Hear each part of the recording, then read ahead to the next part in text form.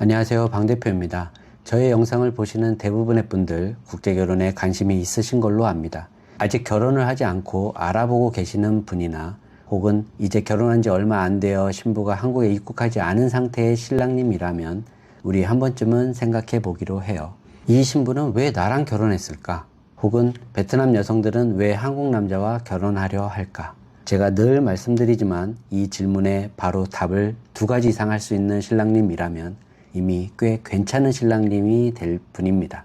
왜냐하면 나와 베트남 여성과의 결혼이 이어지는 이유를 아는 것만으로 이미 그걸 머리에서 받아들인 거고, 또 그 받아들인 이유를 인정했기 때문에 지금 이 베트남 결혼을 결정하거나 생각하게 된 걸 테니 그 부분을 신경 써서 잘 챙겨주면 신부는 불만 없이 함께 결혼 생활을 할 수 있을 확률이 높기 때문입니다. 당연하겠죠. 내가 한국 결혼을 하려는 이유를 남편이 알고 그거를 채워준다면 불만이 생길 이유가 없잖아요. 신부의 마음을 알고 신부가 원하는 걸 아는데 그걸 내가 원하는 방향으로 끌고 가는 건 그리 어렵지 않을 겁니다. 그리고 그거 아시나요? 베트남 신부들도 한국 결혼을 하고 싶지만 막상 속성 결혼은 두려워한다는 걸요. 속성 결혼은 자기 이외에 많은 신부들과 경쟁 아닌 경쟁을 해야 하는 구조입니다. 한국에서 오로지 나 한 명을 만나러 오는 나의 예비신랑, 그리고 여러 신부를 만나보러 오는 한국 남자, 그 첫 만남의 깊이가 같을 수가 없습니다. 우리 신랑님들 이왕 업체에 돈 내고 하는 거 최대한 많이 만나보고 결혼을 결정하고 싶은 마음 알고는 있습니다.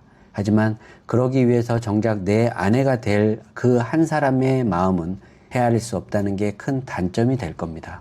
이 이야기는 제가 따로 한 편을 만들어 보겠습니다. 자, 그럼 제가 먼저 베트남 신부가 나와 결혼을 하려는 이유 두 가지만 먼저 말씀드려 볼게요. 저의 생각입니다. 수십 가지가 있을 수 있고 사람마다 다 다를 수가 있겠죠. 하지만 제가 느끼기에 이 정도만 알고 이 정도만 해주려고 마음을 열면 아마 큰 마찰 없이 이 결혼은 잘 진행되리라고 봅니다. 첫째로는 안정감입니다. 베트남 여성들이 한국 남성을 선택하는 가장 큰 이유는 자신의 삶이 조금 더 안정되길 바라는 마음이에요. 여기에는 당연히 경제적인 안정도 있을 수 있겠고요. 이 경제적인 안정이야 제가 계속해서 이야기했던 부분이니까 오늘은 이거는 빼고 다른 안정을 이야기해 볼게요. 베트남에서 자기가 결혼할 수 있는 베트남 남자들에 대한 불신 혹은 앞이 보이지 않는 불안에서의 탈출입니다. 베트남 신부들도 알아요. 내가 옆집에 철수랑 결혼을 해서 살면 나이대도 같고 말도 잘 통하고 자상하고 내 말 잘 듣고 내가 미래에 대한 욕심만 내려놓으면 잘 살 수 있다는 거 베트남 신부도 압니다. 그리고 대부분 그쪽으로 선택을 하죠. 우리가 베트남 결혼을 알아보고 있다고 해서 베트남 신부들이 다 한국 사람과 결혼을 원하는 것은 아닙니다. 한국 사람과 결혼하는 것은 극히 일부예요.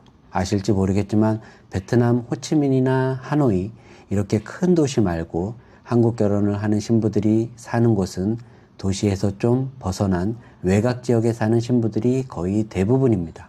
그 흔히들 우리가 말하는 그 시골에서의 삶은 참 무료해요. 아까 말한 내 옆집의 철수는 아침에 일어나서 국수 한 그릇 먹고 커피 한 잔 사 먹고 해먹에 누워서 유튜브 보다가 일이 조금 있으면 나가서 일을 하고 점심이나 저녁에는 술로 대부분 하루를 보냅니다. 베트남 시골에서의 삶이 딱히 내가 무언가를 하려고 욕심부리지 않는 이상에는 돈이 들어갈 일이 많지 않습니다. 말 그대로 욕심만 내려놓으면 그냥 살 수 있습니다. 그렇다고 다 그렇게 노는 남자만 있지는 않아요. 시골에서도 열심히 공부해서 열심히 일하는 남자 많이 있습니다. 그 남자들은 누구랑 결혼합니까? 그 동네에서 예쁘고 착하고 집안 좋은 여성들이랑 결혼을 하지요. 두 번째로는 한국 남자는 베트남 남자와 다르다고 생각을 하기 때문입니다. 신부들에게 물어보면 대부분 한국 남자들은 착한 것 같다, 성실하고 가정적이다, 폭력적이지 않다, 그리고 젊어 보인다 라는 이유들이 제일 많은 것 같아요. 아까 첫 번째 이유와도 조금은 겹치기는 하지만 한국 남자들은 일 안 하고 노는 남자는 없다라고 생각을 하더라고요. 가정을 위해서 성실하다고 생각을 합니다. 베트남 여성들은 남편이 일을 안 하고 있으면 대부분 남편한테 돈 벌어오라고 이야기를 하기 전에 자기가 먼저 리어커를 끌고 옥수수를 삶아서 밖으로 나가서 팔려고 합니다. 그래서 베트남이 모계사회 하는 것 같습니다. 하지만 요즘은 좀 변하고 있기는 합니다. 일을 안 하거나 월급이 적다고 불만을 표출하기도 하고 이혼까지도 하기도 합니다. 하지만 아직까지는 대부분 말 그대로 남편이 조금은 무능력해도 질책하거나 원망을 하지는 않더라고요. 상황이 어쩔 수 없다라고 생각을 하는 것 같습니다. 그와 반대로 한국 남성들은 그래도 대부분 일을 하려고 하죠. 그리고 베트남 신부들도 한국과의 결혼을 할 때 한국 사람이 소득 요건을 충족하지 못하면 결혼이 안 되는 걸 알고 있기 때문에 그 부분은 어느 정도 믿고 진행하는 것 같습니다.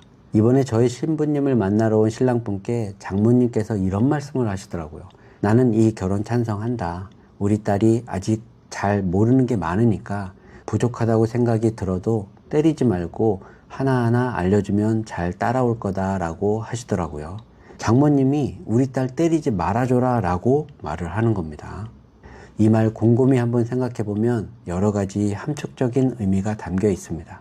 비행기로 5시간 밖에 되지 않는 거리이긴 하지만 어쨌든 한국은 먼 나라이긴 합니다. 우리 딸을 먼 곳으로 시집 보내는 거는 맞습니다. 장모님 입장에서는 넉넉한 형편으로 넉넉하게 키우지는 못하셨지만 그래도 마음만큼은 어느 부모 못지않게 사랑으로 키웠을 겁니다. 근데 사위한테 할 수 있는 말이 때리지 말아달라는 겁니다. 이거 우리는 에이 말도 안 돼요 라고 대부분 신랑님들이 웃으며 절대 그럴 일은 없습니다 라고 답을 하지만 어머님은 진심으로 부탁을 하는 거예요. 베트남은 아직도 그런 남자들이 있기 때문에 그런 겁니다.